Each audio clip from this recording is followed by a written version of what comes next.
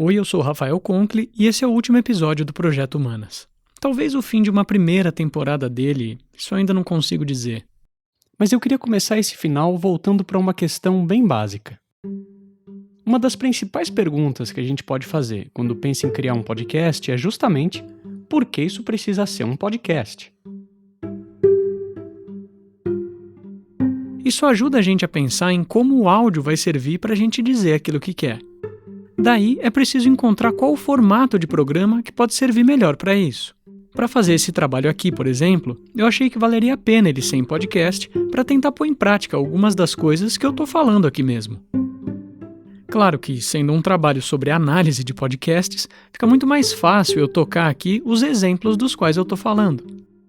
Mas eu também quis explorar esse uso da voz e da abertura para um texto mais informal que ela dá. De qualquer modo, trabalhar com esse formato aqui me ajudou a refletir sobre como a palavra falada ganha um sentido próprio. Fazendo a locução e a edição, foi ficando mais claro a capacidade de impor um ritmo ao que foi escrito. Talvez não seja o melhor ritmo, talvez eu seja por vezes meio lento ou digressivo, ou faça paradas demais. Nem sempre o guia é quem mostra melhor a cidade. Mas esse processo todo também me ajudou a perceber mais possibilidades com podcasts, de como fazer e de como usar eles. E é disso que eu queria falar aqui. Então deixa eu aproveitar e contar uma história. Um dia eu estava pesquisando para a preparação de um episódio sobre educação de um podcast de políticas públicas. Um dos materiais que eu li foi um artigo de uma das participantes do episódio, sobre como o novo ensino médio vem sendo recebido por professores e diretores de escolas no Espírito Santo. O texto faz um balanço de como vem acontecendo a implantação da reforma no Estado. Para isso, as autoras falam do papel de instituições como a Secretaria de Educação, recuperam leis e documentos que sustentaram esse processo e tomam depoimentos de diretores e professores. As falas dessas pessoas são reveladoras de como, desde a pandemia, elas tiveram que contar mais do que tudo com a própria inventividade para lidar com a falta de estrutura das escolas para se adaptar às novas diretrizes. São histórias de indivíduos se virando para tentar dar conta do que a lei demanda, mas não oferece condições para cumprir. E aí tem um detalhe curioso. No texto, justamente essas falas estão formatadas de uma maneira bem pouco amigável para a leitura. É uma fonte pequena, espaçamento mínimo entre linhas, tudo em itálico. Ao mesmo tempo, elas foram transcritas de maneira bem próxima da oralidade, com as hesitações e reticências de quando a gente está numa conversa. Parecia que as pesquisadoras queriam preservar aqueles depoimentos da maneira mais próxima possível do que elas ouviram. Só que a mídia texto acabou contribuindo para tornar esses momentos menos visíveis. Aí essa situação me fez pensar, nossa, isso aqui daria um podcast. Longe de mim querer virar aqueles personagens da tirinha do Paulo Moreira de que eu falei lá no primeiro episódio e querer transformar qualquer coisa em podcast. Mas é que nesse caso, o áudio seria uma ferramenta muito útil para a gente conhecer essas histórias. Ouvir as narrativas dessas diretoras e gestoras na voz delas poderia dar uma dimensão ainda maior de como elas se sentem com as mudanças que estão vivendo. Claro que um podcast não teria que seguir o caminho do artigo. Ele poderia partir da história de uma das professoras ou diretoras e da escola onde essa pessoa trabalha, abordar como ela e o lugar onde ela trabalha vivencia a implementação da reforma. O próprio artigo também dá mais de um tema ou cenário para se trabalhar. Ele conta dessa contradição que é professores e diretores virarem heróis da precariedade. Isso é um elemento que pode mover a história. No texto, esse é um aspecto que aparece só de passagem, mas é aí que o podcast surge como um aliado do trabalho acadêmico. Nele, daria para aprofundar esse aspecto do heroísmo da precariedade, contando mais de dentro as histórias que o artigo só documenta. Relações assim, de complementaridade, podem frutificar novas produções de divulgação científica que se interessem por usar podcasts. Nesse caso aqui, eu imaginei um modelo narrativo, mas outros são possíveis, isso depende da sua imaginação sonora. Então aqui nesse último episódio, eu vou tentar uma coisa que podcasts não são o melhor meio para fazer: listas. Eu vou listar alguns outros modelos de podcasts que podem servir de inspiração para a gente imaginar novos formatos ou novos usos de formatos conhecidos. Cada um desses casos merecia uma análise própria, mais longa, mas aqui eu vou fazer um sobrevoo mesmo. E eu também vou falar de outras formas de se usar podcasts pensando em divulgação científica que não seja fazer podcasts. Até porque para fazer podcasts é preciso conhecer eles. Então nada melhor do que a gente destrinchar bons podcasts que a gente conhece, seja prestando atenção em como eles usam questões e conceitos científicos ou em quais elementos sonoros constroem essas produções. Então bem-vindas e bem-vindos a mais um episódio do Projeto Humanas.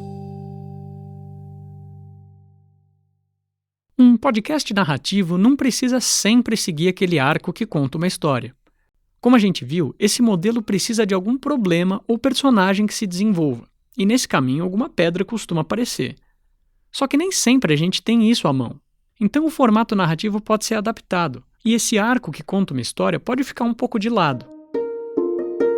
Uma forma de fazer isso é no modelo de entrevista narrativa.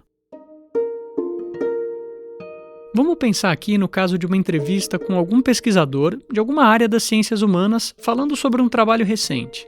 Isso dá uma base de onde a história a ser contada vai partir. É nessa hora que aquela ferramenta de tradução da linguagem acadêmica entra em ação. Como apresentar a questão que o trabalho aborda para o ouvinte? Como o pesquisador pode te ajudar a contar essa história? A ideia aqui é que um narrador roteirize o episódio a partir da entrevista e construa a história que ele quer contar na sua própria voz. Quem narra vai desenvolvendo a história e inserindo os trechos da entrevista à medida que seja necessário colocar algo na voz do pesquisador. O que aquela pessoa diz que precisa ser ouvido na voz dela? E, mais importante, o que não precisa? Muito de uma entrevista narrativa se faz a partir do que a gente decide excluir. Parte do que o pesquisador diz pode não ser necessário para o que se quer contar. E daquilo que realmente interessa, muito pode ser incorporado na voz de quem narra. Ou seja, o narrador não é só um condutor, ele é também um filtro. É possível usar esse formato para apresentar temas ou discussões mais amplas também. Esse modelo é usado em alguns episódios do Oxigênio, por exemplo. Esse é um podcast de jornalismo e divulgação científica realizado por alunos do LabJOR, o Laboratório de Estudos Avançados em Jornalismo da Unicamp. Os episódios abordam temas das mais diferentes áreas. Aqui eu tomo como exemplo um episódio temático de 2023, que discute os significados e disputas sobre a noção de antropoceno. E esse episódio começa assim. Mudanças do clima sempre ocorreram, inclusive mudanças extremas. O que eram as mudanças climáticas do nosso tempo que as torna diferentes de todas as outras? A resposta está na ponta da língua de muitos cientistas. A intensidade e a velocidade dessas mudanças. E tudo parece indicar que toda essa intensidade está relacionada com a presença humana na Terra. Eu sou o Yama Chiodi, jornalista de ciência do JEICT. Eu sou o Luiz Henrique Leal e hoje falamos do Antropoceno. Os apresentadores partem de uma questão acessível que dá contexto para o conceito de que eles vão tratar. De maneira geral, o termo antropoceno se popularizou para falar que a gente estaria vivendo hoje uma era do desenvolvimento do planeta e das mudanças climáticas que é definida pelas transformações que os humanos causaram na Terra. Ao longo do episódio, o Yama Chiodi e o Luiz Henrique Leal trazem a história do conceito de antropoceno e a conexão dele com os estudos das mudanças climáticas, abordando também as controvérsias que cercam essa noção de antropoceno. O conceito de antropoceno interessa tanto a cientistas naturais quanto a cientistas sociais. Sua popularidade crescente é um sinal da sua capacidade de capturar a atenção de parte da cultura popular e da opinião pública. Entre cientistas de todos os campos, no entanto, o termo ainda é bastante controverso. Mas você pode estar se perguntando, se não restam dúvidas de que as mudanças climáticas são resultado da atividade humana, por que o termo é controverso? Essa é uma das perguntas que tentamos responder com a ajuda dos especialistas que estudam as mudanças climáticas. Para isso, eles conversam com 4 pesquisadores, uma oceanógrafa, uma bióloga, uma socióloga e um cientista social. E essas vozes são articuladas em meio à história do conceito e dos problemas dele, que o Yama e o Leal contam. E não através de um formato em que só aparece a pergunta e a resposta. Ouve só como isso funciona. Cada resposta para a origem dessa época geológica parece mudar a resposta sobre de qual humano se está falando, e essa discussão importa muito para se discutir desigualdades e justiça no contexto de mudanças climáticas. Eu conversei com a doutora Suzana Dias sobre as controvérsias em torno do conceito. Ela é bióloga, mas está habituada a trabalhar na difícil interdisciplinaridade das mudanças climáticas. Não é um conceito que está estabilizado e talvez isso seja interessante, não estar estabilizado. Esse episódio do Oxigênio aproxima a gente de um conceito e das controvérsias ao redor dele. Mas a entrevista narrativa pode ser usada também para abordar trabalhos mais específicos. O ponto de partida é aquele mesmo, encontrar uma questão compreensível com que as pessoas possam se relacionar, talvez algo que elas mesmas poderiam se perguntar, só não tiveram a ideia ainda. Daí vale considerar, quando a gente encontrar a resposta, aquilo que a pesquisa descobriu, o que afinal isso faz a gente perceber do mundo? Esse vai ser o nosso ponto de chegada. Entre esses dois pontos tem o caminho para a descoberta, ou seja, o que é que o autor fez para perseguir aquela pergunta? Ele chegou onde queria? Claro, é difícil assumir essa voz se a gente não tem um mínimo de domínio sobre o tema, ou pelo menos um treino e repertório para lidar com a área de pesquisa da qual a gente está falando. Afinal, a construção da entrevista narrativa é também uma reconstrução, e isso demanda muito trabalho. Não só para saber como contar a história preservando o rigor, mas considerando também quais elementos sonoros podem entrar nesse jogo. E esse é um jogo de confiança, em que o pesquisador precisa aceitar sacrifícios e quem narra precisa escolher de forma atenta o caminho que conduz à história. Seja qual for o modelo escolhido para se fazer um podcast, eu sigo pensando naquilo que o Thiago Rogero, o idealizador e coordenador do Projeto Quirino, disse sobre o trabalho que ele conduziu. O Quirino é um projeto jornalístico com rigor historiográfico. É assim que eu imagino que pode ser descrita a melhor colaboração entre acadêmicos e jornalistas. E eu acho que isso pode ser expandido para qualquer área, na verdade. Quantos projetos jornalísticos com rigor literário, sociológico, antropológico, filosófico não podem surgir? E aqui eu estou pensando em reportagens investigativas sobre temas e questões dessas áreas das humanas. O Lolita Podcast é um exemplo de como isso pode acontecer. And everyone loves it. No notes. The end. Just kidding. This is Lolita Podcast. Esse podcast parte do livro famoso do Vladimir Nabokov para investigar o significado cultural que essa obra dele alcançou. Na verdade, mais do que a obra, especialmente o significado que a Dolores Reis alcançou, a personagem do livro que ganha do narrador o apelido de Lolita. Em 10 episódios, a escritora Jamie Loftus mergulha na obra e nesse personagem para entender como ela ganhou um lugar no nosso imaginário cultural. Lolita virou um adjetivo, um arquétipo, algo que está para além do livro, cuja história foi recontada em tantas outras mídias. But I have been consistently surprised in conversations at how much of the general opinion on this book has very little to do with the book itself.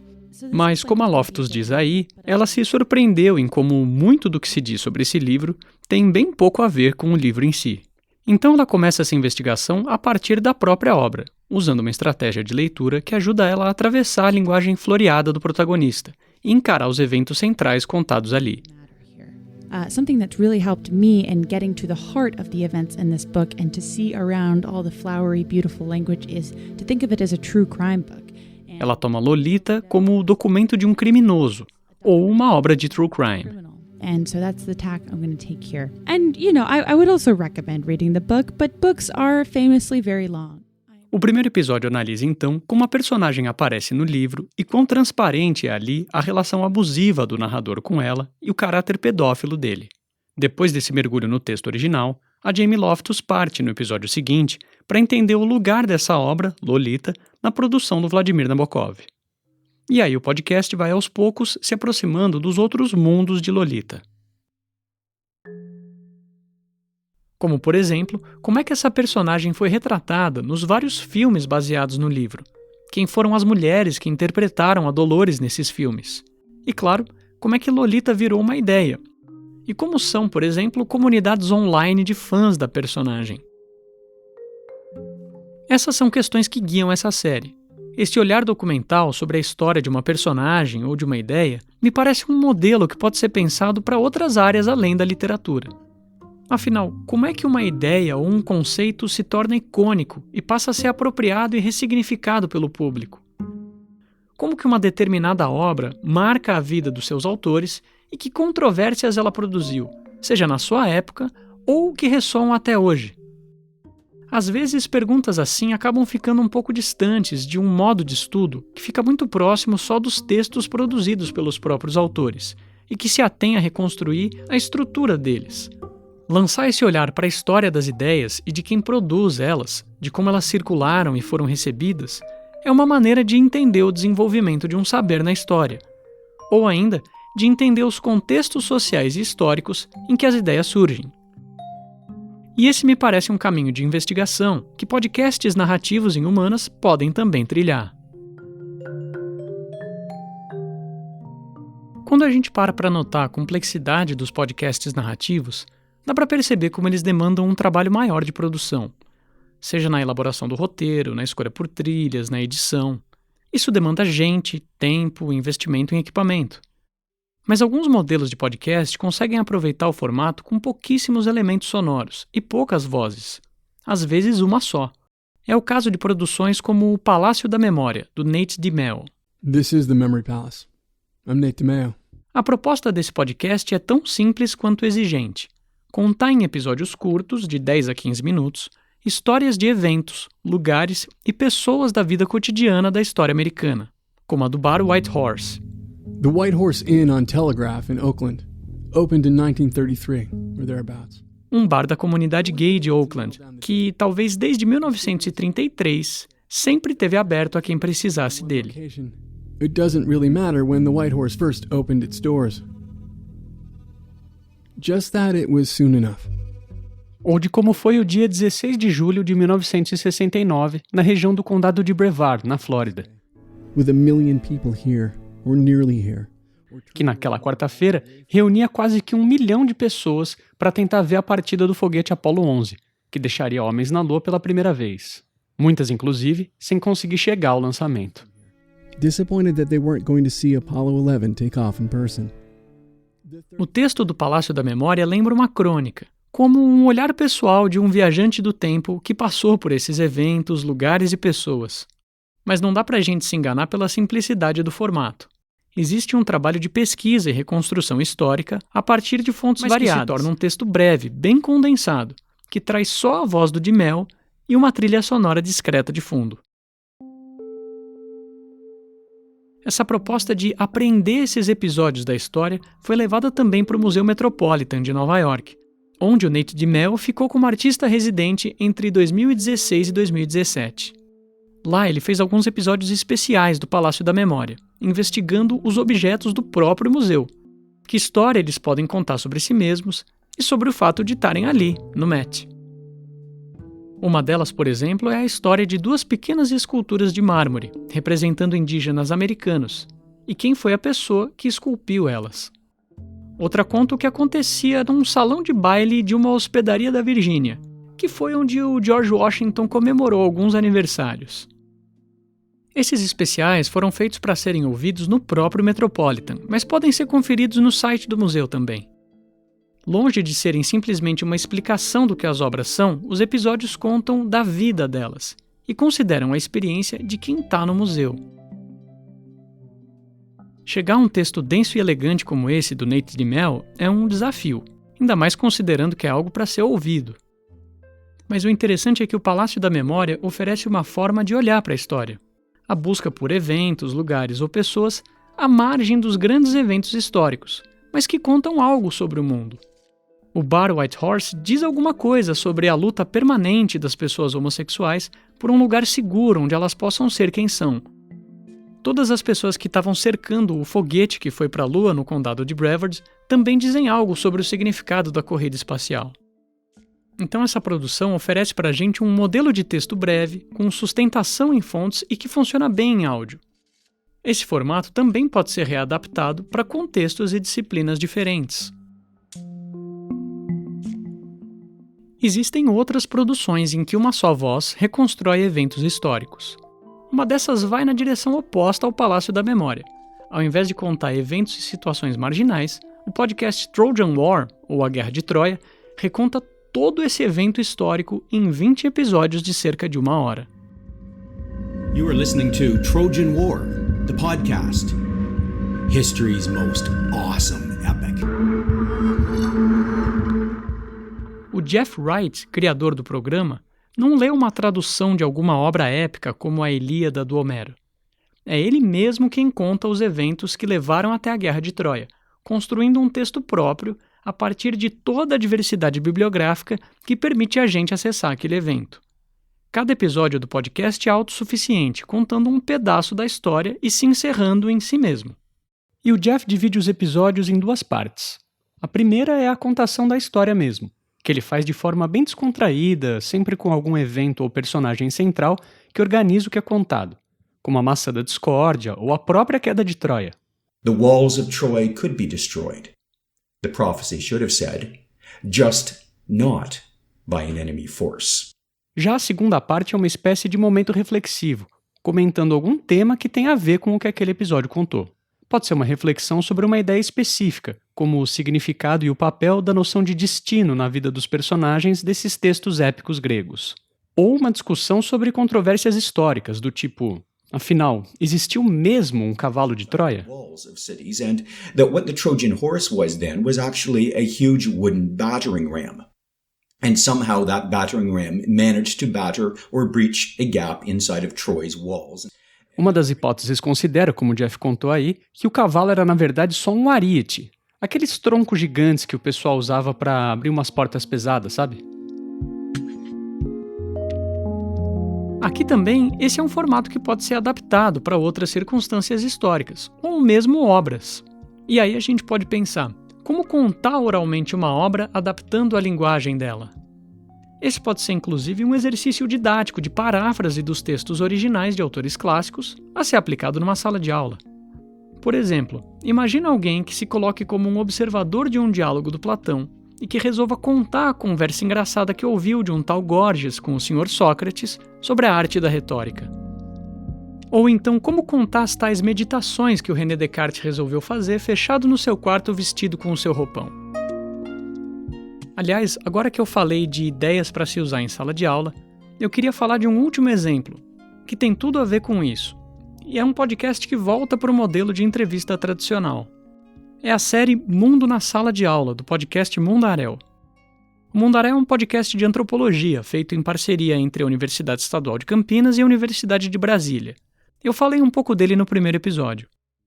Essa série especial coloca alunas e alunos de graduação para compartilharem experiências sobre o próprio processo de formação. Em cada episódio, alunos entrevistam outros alunos sobre um tema, como as razões para se ter escolhido cursar ciências sociais, como é começar uma pesquisa, ou como são as experiências de estágio em escolas de quem está cursando licenciatura. Desse livro, a gente trabalhava muito com a categoria de comunidade de aprendizagem, né? E a Bell Hooks fala muito ao longo, né, falando dela mesma, da sua biografia, ela tem muitos contatos com os professores que ela não queria ser. Aqui nesse trecho, a Laísa, uma estudante de Ciências Sociais da Universidade de Brasília, conta da sua experiência no PIBID, o Programa de Bolsas de Iniciação à Docência. Essa é uma iniciativa que promove estágios de estudantes de licenciatura em escolas da rede pública. E eu acho que dentro do PIBID eu tive contato com os professores que eu quero vir a ser. E eu acho que a Bebiana é esse exemplo, assim. Ela é uma professora extremamente progressista, que eu vejo que tem uma preocupação em formar dentro de sala de aula, né? Uma prática mais amorosa. Ela é uma professora extremamente empática. Mesmo sendo um formato tradicional, essa proposta traz experiências que ficam de fora dos registros da produção acadêmica. Afinal, elas falam do que é começar essa vida acadêmica. Esses momentos de escolhas e descobertas, de desvendar o que é se tornar um cientista social. É uma forma de colocar em discussão processos que muitos graduandos atravessam com dúvidas e dificuldades, quando não em silêncio. Além disso, o podcast aproxima os estudantes dos aspectos técnicos da criação de um podcast, como a gravação, edição, realização de entrevistas e roteirização. Quando eu analisei o papel das vozes nos podcasts narrativos, eu comentei sobre como contar o caminho para se fazer uma pesquisa ajuda a desmistificar o fazer ciência. Da mesma forma, ouvir dos pesquisadores como eles chegaram aos problemas que orientam as suas pesquisas também contribui para que a gente veja eles como sujeitos. Eu acho que isso que o Mundo na Sala de Aula faz é um pouco parecido. Falar sobre o processo de formação pode ajudar a desmistificar a universidade. E o programa faz isso aproveitando um potencial que os podcasts têm, independente do formato: a capacidade de dar voz. E aqui são os alunos e as experiências deles que merecem registro. Certo, a gente viu aqui uma série de modelos diferentes de podcasts: narrativo, mesa redonda, entrevista, monólogo. Todos esses formatos podem inspirar a produção de novos podcasts que falem de ciências humanas ou com elas. E como a gente viu nos exemplos que eu analisei ao longo de toda essa série, é perfeitamente possível juntar rigor e acessibilidade nesse tipo de produto. Mas fazer um podcast não é a única forma que esse tipo de produto pode ser usado num contexto de sala de aula. Afinal, nem sempre existe tempo ou recursos para isso. Por sala de aula, eu estou pensando aqui em especial no contexto de uma graduação universitária, mas essas ideias podem também ser aplicadas no ensino básico. A análise crítica de podcasts é também um exercício útil para quem se interessa por essa mídia, e serve inclusive como caminho para a futura criação de um produto próprio. Afinal, conhecer melhor os podcasts que a gente se interessa ajuda na criação dos nossos. Para isso, existe um procedimento muito útil, que a gente pode chamar de engenharia reversa. O nome pode soar complicado, mas é uma coisa até que autoexplicativa. Isso nada mais é do que você desmontar um podcast, separando as peças que formam ele e notando como elas se encaixam. Ou seja, é como que um desmanche do podcast, se você preferir outra expressão. Pense em quais elementos sonoros existem no programa que você vai analisar. Tem, claro, as vozes, que podem estar articuladas num roteiro. Tem a trilha sonora, que pode incluir coisas como vinhetas de introdução e de transição entre blocos, efeitos sonoros, áudios de outros produtos de mídia, como filmes, reportagens. Dependendo do podcast, pode existir também sons ambientes e gravações na rua. Cada uma dessas peças pode ser olhada em separado. Aliás, é até mais prático não olhar tudo de uma vez. Quem alerta para isso são a Bia Guimarães e a Sara Zubel, criadoras do 37 Graus. Olhando uma peça por vez, dá para entender melhor a forma e a função que cada uma delas tem. Pensa nas vozes, por exemplo. Quantas são? Existe um narrador? Existem entrevistados ou personagens? Se sim, como eles surgem? Por quanto tempo essas vozes ficam continuamente no ar? Quem são essas pessoas e por que elas foram escolhidas? Nota que aí eu estou falando mais de questões de estrutura e composição do roteiro. Mas dá para pensar também em aspectos mais técnicos da edição. Como esses áudios parecem ter sido captados, ou seja, de que forma eles foram gravados? Como o barulho do ambiente é tratado? Ele aparece e é incorporado ou não? Enfim, para cada peça um monte de perguntas são possíveis. Mas se você não souber exatamente por onde começar, dá sempre para se perguntar: por que esse elemento está aqui?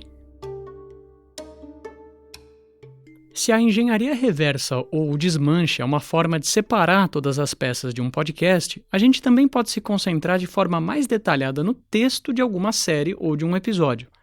E a partir daí fazer uma espécie de fichamento. Se é um podcast narrativo, como é que o roteiro se estrutura? Como é colocada a pergunta ou problema que guia o episódio e quais movimentos fazem ela se desenvolver? Se o podcast analisado é de entrevista, também pode existir um roteiro ou uma divisão de blocos, ou uma evolução de temas que a entrevista vai abordando. Como que essa estrutura foi pensada, então? Nessa análise mais textual, dá inclusive para fazer um trabalho de checagem. Nesse caso, importa perguntar quais fontes sustentam aquilo que é dito, ou mesmo se aquilo que um podcast diz se sustenta nas fontes que ele usa. Vou contar uma pequena história sobre isso. Lembra do 1619, o podcast do New York Times que inspirou o Projeto Quirino? Essa história de checagem até virou um tema de controvérsia por lá.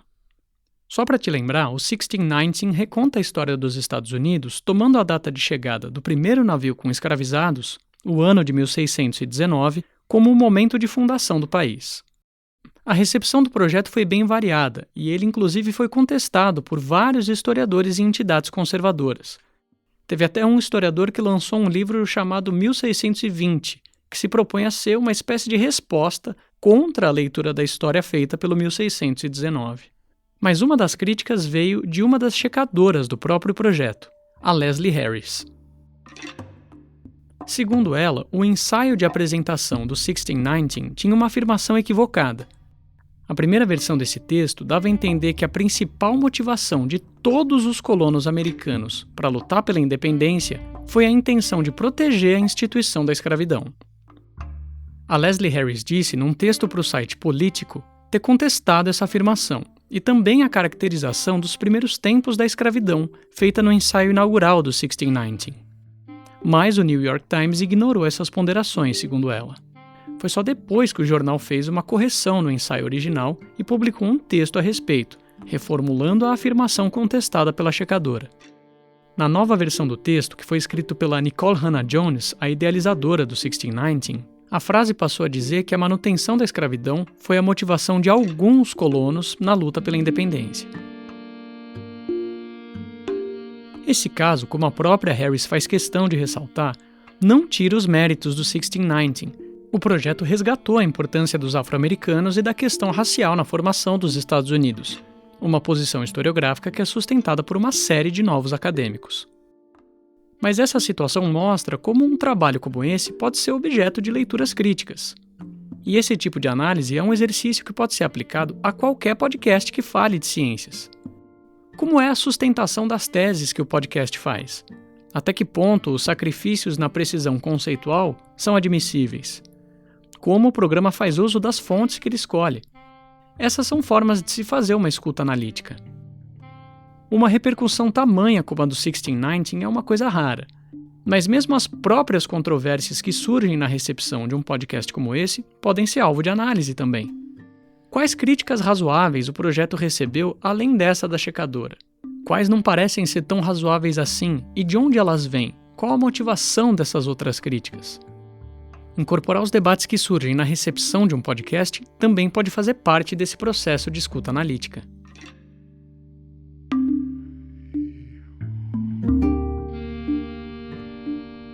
Atividades como a engenharia reversa, ou desmanche, se você preferir, ou a escuta analítica, o fichamento de podcasts, são recursos úteis para se compreender como é que eles são feitos. E eu acho que isso também pode contribuir para aprimorar a crítica a essas produções. Afinal, o fato de um podcast existir, inclusive podcasts de divulgação científica, não é mais algo surpreendente. Essa mídia já amadureceu e se disseminou bastante no Brasil. E eu arrisco dizer que, com isso, a tolerância e o interesse por produções precárias deve diminuir. Inclusive pelo fato de que, com a quantidade de novos programas sendo feitos a todo instante, cada vez vai ser mais difícil alguém parar para ouvir o seu. De qualquer modo, a gente ainda tem visto essa mídia crescer, com produções novas, de fôlego, com formatos variados surgindo a todo instante, ou mesmo produções tradicionais que têm se aprimorado tecnicamente. Talvez a gente ainda ouça, eu pelo menos espero que sim, que mais esse é o ano do podcast no Brasil. Se for assim, que bom! Se os ouvintes e o número de produções segue aumentando, então existe interesse e margem para fazer mais e melhor.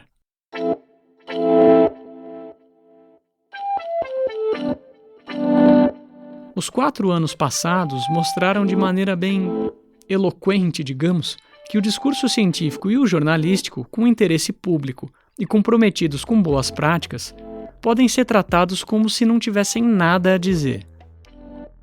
Mas mesmo que a gente saiba que tem sim algo a dizer, essa descredibilização que foi feita ativamente por um governo e por boa parte da sociedade deixa uma pergunta incômoda para quem está nos lugares que produz ciência e jornalismo. Por que é que não nos ouvem? Não são podcasts que vão salvar as ciências humanas de serem estigmatizadas como inúteis e nem o jornalismo de ser trocado por mentiras convenientes. Mas a produção dessa ou de qualquer outra mídia é uma forma de disputar espaços de discurso. E forças reacionárias têm mostrado ter recursos para ocupar esse terreno. Eu termino esse trabalho em 2023. Eu descobri em 2016, nessa graduação em jornalismo, o que podcasts são. Aqui eu aprendi o básico para fazer as minhas primeiras gravações, cortes e edições. Hoje eu trabalho com isso, e eu tenho uma ligeira esperança de que pode ser assim que a minha vida nessa profissão continue. Então me anima a ver mais gente falando disso, ouvindo isso e fazendo isso cada vez mais, no Brasil, em português, de formas cada vez mais diversas. Porque apesar de esse ser o tempo dos vídeos curtos e dos cortes rápidos, de a gente ter percebido a atenção como mercadoria e que ela é vendida por muito pouco, ainda tem gente muito interessada em conteúdo acessível e rigoroso que não seja necessariamente breve nem instantâneo. E fechando nesse tom de otimismo, que pode soar um pouco incauto, eu prefiro não falar sozinho. Então eu vou encerrar com uma reflexão do Gilberto Porcidônio, um dos jornalistas que trabalhou na checagem e pesquisa do Projeto Quirino, que fala um pouco sobre um mundo que eu gosto de imaginar. Todo mundo fala sobre atenção, sobre a gente estar perdendo a percepção da atenção, a capacidade de prestar atenção nas coisas, de manter nosso foco, e acho que isso gerou também um outro lado, né, de pessoas estão querendo prestar atenção nas coisas. Está tendo uma demanda por algo que você precise se dedicar, né? Dedicar seu tempo. Então, acaba que eu acho que os jornalistas, os cientistas sociais, os acadêmicos, os produtores de conteúdo, a gente pensar, somos todos operários do tempo, né? A gente não está só resgatando histórias ou apontando futurizações, assim, ou falando do presente, a gente está também pedindo um pouco de tempo para as pessoas. Darem um pouquinho do seu tempo para eu te mostrar uma coisa aqui rapidinho.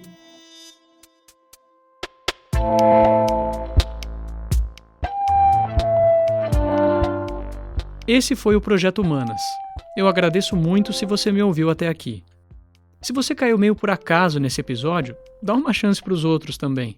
Apesar de eu ter falado meio que sozinho aqui, não foi sozinho que eu fiz esse trabalho. Eu queria agradecer primeiro ao professor Vitor Blota, que aceitou me orientar nesse trajeto com muita abertura. Obrigado também sempre aos amigos da universidade, aos companheiros da filosofia, com quem eu sigo junto em meio aos tantos caminhos que cada um de nós foi seguindo desde os tempos de Unicamp, ao pessoal do meu ano em jornalismo, a turma de 2016 da Universidade de São Paulo, que me ajudou mais de uma vez a relembrar o que eu poderia encontrar aqui. E aí eu queria fazer uma menção especial ao Rodrigo Brucoli, que disse a frase que virou para mim a melhor chave de leitura que eu poderia ter sobre esse curso. Nós estamos aqui para criar disposições. Obrigado também ao professor Marcos Nobre, que me orientou em muito mais do que os estudos em filosofia.